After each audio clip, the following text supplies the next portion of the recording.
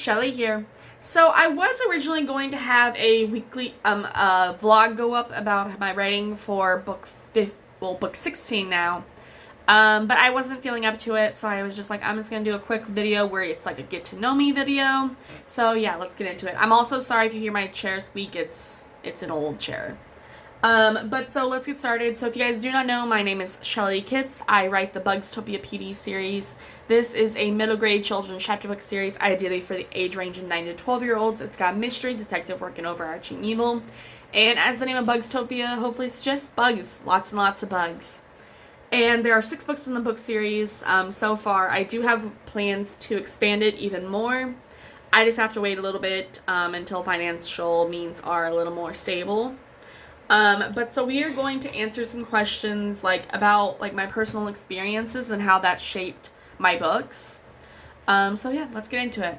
So question number 1 is, which character aspect of your book do you most clearly identify with and why? So I probably most identify with Officer May. So she's a character that you will get to know more in later books. I'm currently figuring out more with her in season 3. But she personally, she has mental health issues, and that's something that I personally relate with. And it's just I feel like I just connect with her the most. And it's really fun to write, I don't know, aspects of my, personal stuff with me, kind of in her relationship with herself. I don't know, it's just the way that I write her, it feels really connected to me. And I wanted to have some mental health represented in this book, and I feel like I got it. So yeah. So question number 2 is, how did your personal experience shape this book? So I wouldn't necessarily need personal, necessarily experiences necessarily shaped it, except in season 3 where I throw more of myself in there with Officer May. But there's just little quotes, little phrases that are just oh, I say that so often, or oh yeah, that's definitely something that I've heard before. There's a little scene in season 2 of Bugztopia when Officer Ryan is hanging out with his family. It's a morning before work, and he's having to go get his cup of coffee, goes downstairs, and is he's a pretty rich family, and his mom just has standards for him, and he's I'm doing my own thing, I don't want your help. And then his mom asks him about kids and stuff, and oh, are you dating anyone and stuff, classic stuff that I feel every grandmother interacts with their grandkids, children. It's something that happens so often. I was literally at a reunion, from a family reunion, and I was sitting next to this girl, I think she's a high schooler now, and her mom and her cousin were just annoying her about the whole dating, and oh, you need to not date this guy and stuff like that, and it was just stop. I hated that growing up, and it just made me happy. Well, not happy, but it made me feel heard, you know? So question number 3, how has writing this book changed you? So honestly,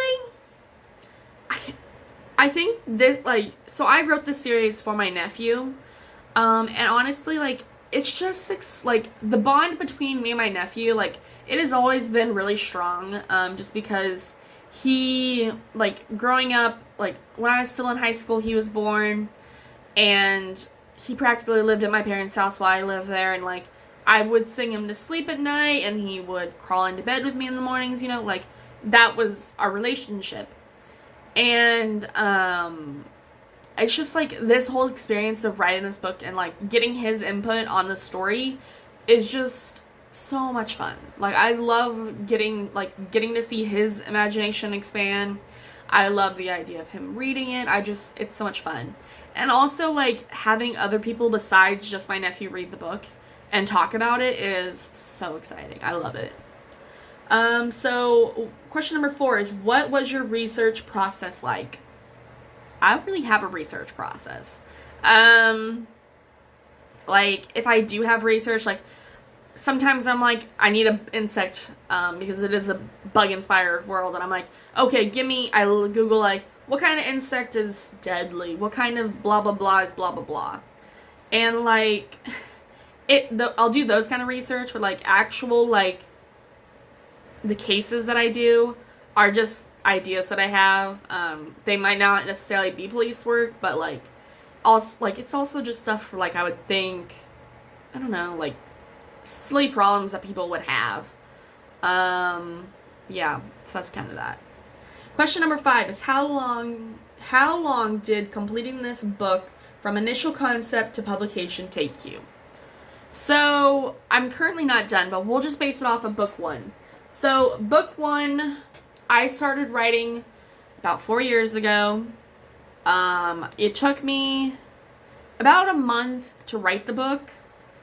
Then I did some edits. I wanted to query it and possibly get it traditionally published.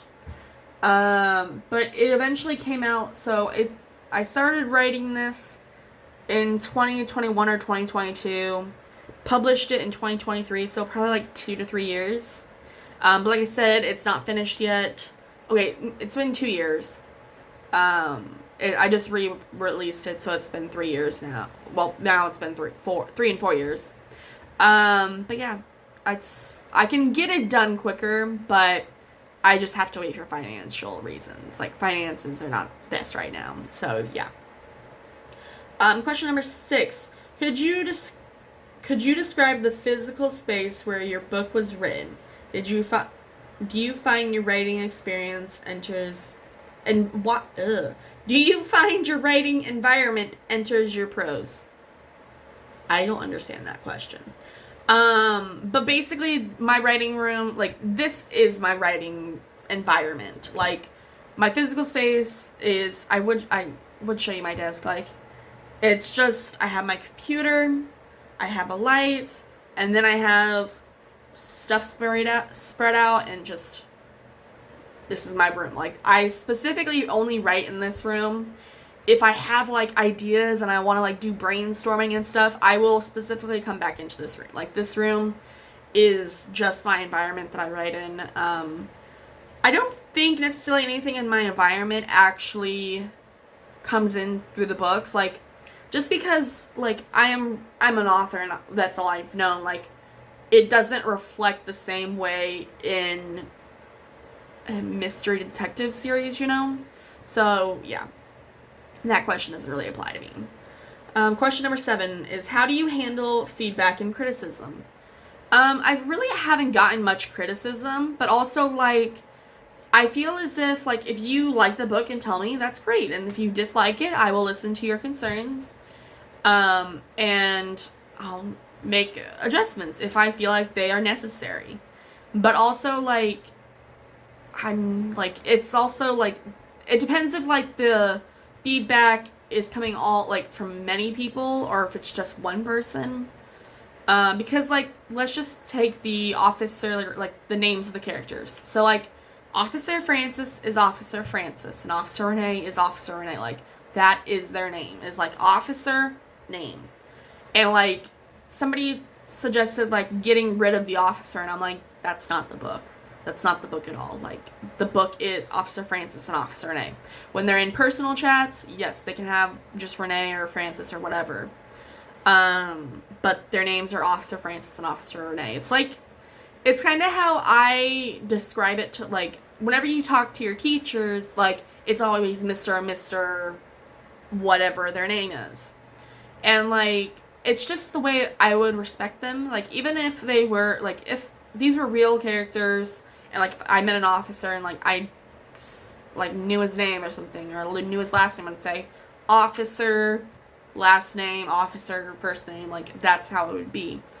Like, it would always be Officer blank. Like, I think it's just, like, maybe, like, how I show respect, or, I don't know, like, I don't know how you want to say it, but, like, that's just how I personally, do things. I don't know, like, even to this day, like, with my teachers that I've had back in high school or, like, elementary school, they're still Mr. or Mrs., you know, like, They're nothing else but Mr. and Mrs. They are my teachers in my aspects. Like, they are teachers, and I must respect that kind of thing. So yeah, that feedback that criticism feedback, I just ignore. But so question number 8 is, what themes do you find yourself repeating and exploring in your work? So I explore a lot about like speciesism. So like speciesism is similar to what everyone calls racism and stuff. But it's just so different because it's species instead of the race. But also species and race is kind of like, they're similar but also not similar, if that makes sense. But yeah, stereotypes. I also like to go back on like, there's always something darker than what you think. And like family and like your motives need to like, and like work and personal. I don't know. There's a lot of aspects that I keep coming back to. And like, the good guys always have to win. Well, what if the good guys don't win? Kind of thing. So I don't know. There's a lot of themes that I repeat, but I would say the most strong one is probably like stereotypes. So yeah. Last question is, do you show anyone your work in progress? And how do you determine when a piece is finished? So the way my writing process works is I write the first draft or zero draft it, which takes me like a month to do. Then I send it off to my editor, who edits it about a week, maybe 2 or 3 weeks. She gives it back. I then edit it, wait until the whole season of books is done. So like with season 1, it was write books 1 through 6, then go back to book 1 and edit based on the things that I wrote in book 6 kind of thing. So I'll write book 15 through, say, book 20, and at that point, once book 20 is done, then I would go back to book 15, edit, tweak, and make adjustments to make it one full cohesive story. And then usually after I do that, I will wait a little bit, and then, I would do the edits to, say, book 15, then do all those edits again and go to book 20 until it's over. Then, I would wait a couple months, and then the next, usually in May I do, 4th and 5th drafts, and also send it off to a beta reader. I will do draft 4. So I do draft 1 is my editor's, draft 2 and 3 are self-edits, draft 4 is a self-edit, but then I send it off to a beta reader who does draft 5, and then draft 6 is just final touch-ups and stuff, if that makes sense. So I usually do 6 or 7 drafts of each book, and the final draft 6 is just I'm listening to it on Word, I'm reading it to myself, even though still, no matter how many times you will look over a book, you will still find mistakes. And, especially, I don't know if you heard me reading off these questions, I'm not the best reader, and, sometimes the words will make sense to someone else, but for me, they don't make sense, and it's just, it depends on the mood of the day. So I don't know, it's just how it is. I try to do 6 or 7 drafts, and that's kind of what I do. Yeah. That's all I needed to talk to you guys about. So if you guys enjoyed getting to know me a little bit, I hope you guys will leave a comment down below, and tell me what you guys would like to see next. I think this Saturday, I will do a vlog, where I'm starting book 16 in the Bugztopia series. So that should be exciting. And if you guys haven't already, go pick up the Bugztopia PD Series Book 1. This is available on all platforms. Paperback is $9.99. Ebook is 99 cents. So go check it out. Hope you guys enjoy, and I will see you guys next time, okay? Bye!